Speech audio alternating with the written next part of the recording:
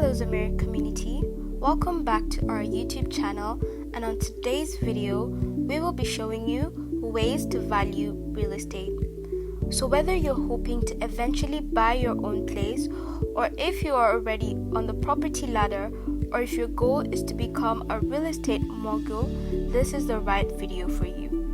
Real estate decisions are some of the biggest that we make in our lives, and this is because for most of us, the biggest money transactions that we will ever make are concerning the roof over our heads or the roof that we are going to put on other people's heads by renting houses to them. And this is why it is important to know how to make the right decision when it comes to property. With that being said, welcome to Zamir Consult, where owning real estate has been made easy.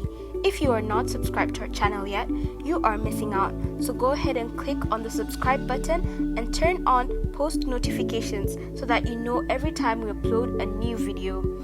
So let's start raising our real estate IQ and get straight to it. So the first thing that you have to do when you are trying to value real estate is to compare the price with similar properties.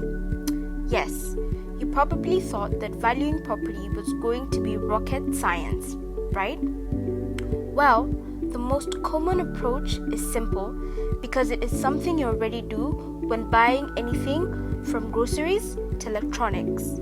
You compare what you want to buy or sell with similar products on the market. When it comes to property, similar means something sold in the last 2 to 8 months, which is about the same size, in the same condition, and the same number of rooms, and most importantly, within the same neighborhood.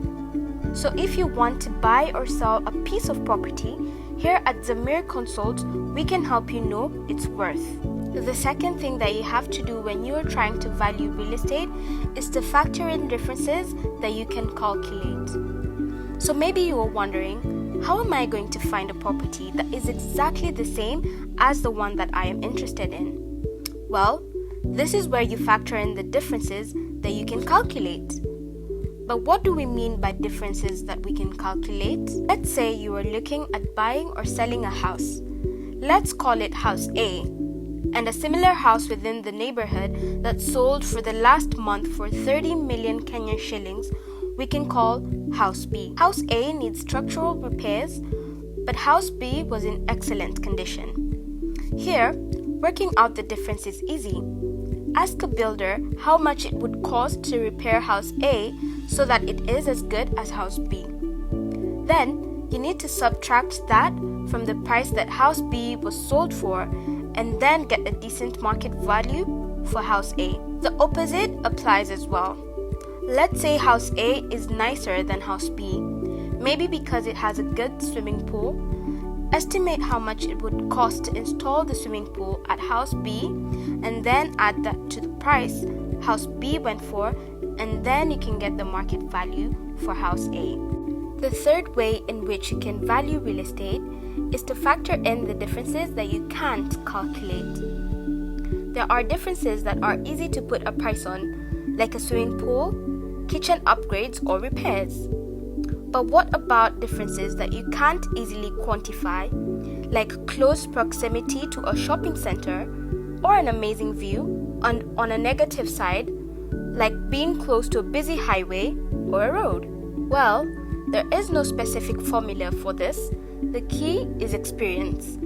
Property valuers can help you find out how much value a property gains or loses from these factors. The fourth way to value real estate is, if you're buying for investment, find out if it's actually worth the investment. Let's say you want to buy an apartment and start renting it out.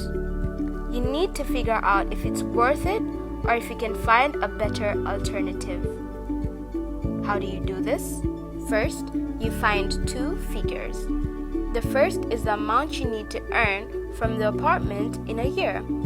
If it is already being rented out by the owner, you can ask for how much it goes. If not, you can compare it with similar rentals in the area.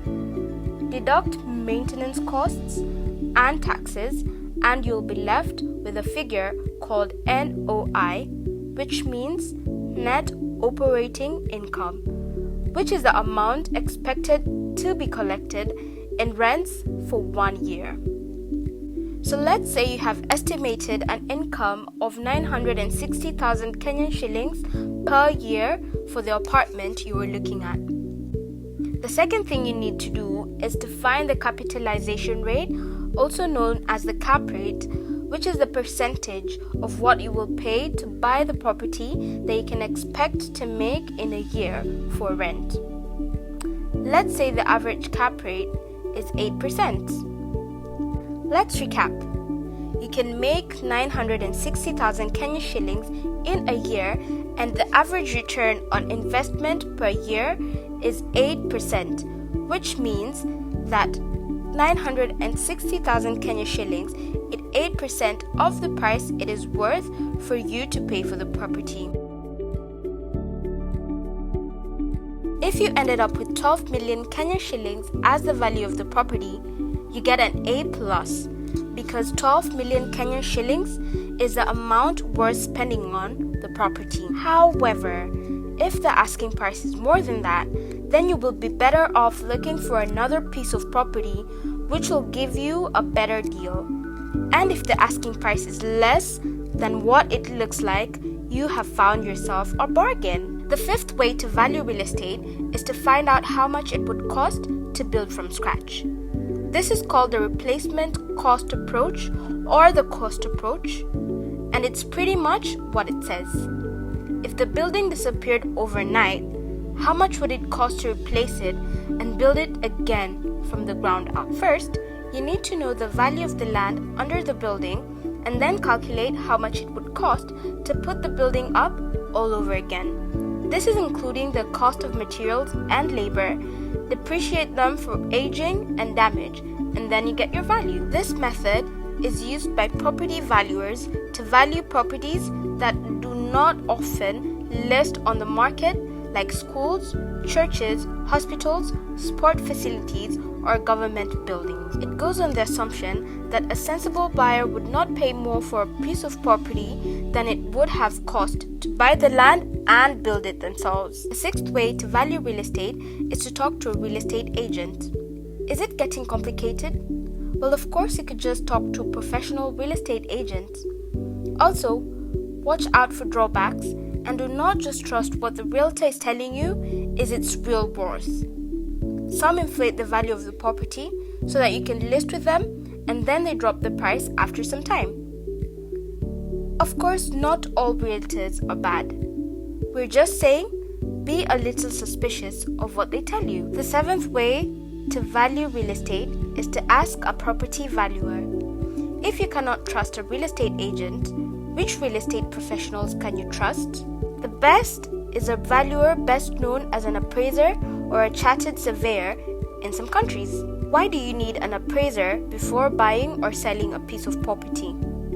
For one, they are accurate and they are not impartial to the buyer or the seller. Number two is they have access to a huge database of property sales, more than a real estate agent, and they could use this data to value properties. And number three is they can find hidden defects within the property that an agent probably did not even know because they dig deeper. Getting a valuation will cost you a few thousand Kenyan shillings, but if you were about to buy a piece of property for a few millions, then it is definitely money well spent. And as always, here at Zamir Consult, we got you. Number 8 on ways to value real estate is to listen to what the market tells you. Remember, the market value of a piece of property basically means the price the buyer is happy to pay for it and what the seller is willing to sell it for. That means if you are selling and are not sure of what the value is, you can listen to what the market is telling you. If you list the property at a certain price and nobody makes an offer, that probably means that it is overpriced and that you need to go lower. But what if you get multiple offers the week you list it? That means buyers are keen and it probably is underpriced. If it happens, put the price up and see if the buyers outbid each other. Number 9 on ways to value real estate is to exploit the fact that people do not know the market. This one is about money from knowing about the property market. This is how house flippers make immense profits by renovating and selling it again. Remember when we said about making modifications to houses? House flippers buy a house for 15 million Kenyan shillings current value.